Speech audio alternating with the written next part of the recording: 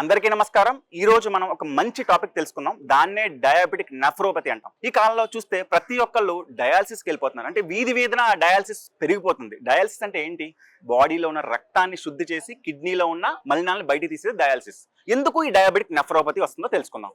First diabetic nephropathy కారణం diabetes. ఈ diabetes అనేది ఒక 5 to 10 years పాటు మన కంట్రోల్ లేకుండా HbA1cని 7 to 10 మధ్యలో మెయింటైన్ చేసుకుని హెవీగా మనం అన్కంట్రోల్ డయాబెటిస్ అయితే ఖచ్చితంగా ఇది డయాబెటిక్ నెఫ్రోపతికి వెళ్తుంది. అంటే ఆటోమేటిక్ గా పేషెంట్ అనేవాళ్ళు డైరెక్ట్ గా డయాబెటిక్ అంటే క్రియాటిన్ అనేది బాగా పెరిగిపోయి ఆటోమేటిక్ గా రీనల్ ఫెయిల్యూర్ అవుతుంది. సో ప్రతి ఒక్కళ్ళు ఈ డయాబెటిక్ నెఫ్రోపతి రాకూడదంటే మనం ఏం చేయాలంటే ఎప్పుడు HbA1cని 5.5 to 6 లోపు ఉంచుకోవాలి. ఇది ఉంచుకోవాలంటే మనం ఏం చేయాలి?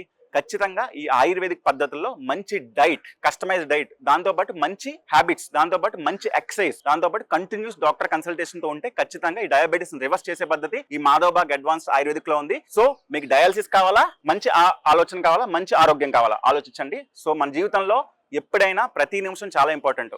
ఏదైనా ఇప్పుడు మనం జాగ్రత్తగా ఆరోగ్యంగా ఉండాలి అంటే మంచి ఆహారపు అలవాట్లు నేర్చుకుంటే మనం కిడ్నీ ఫెయిల్యూర్కి వెళ్ళాం. Thank you.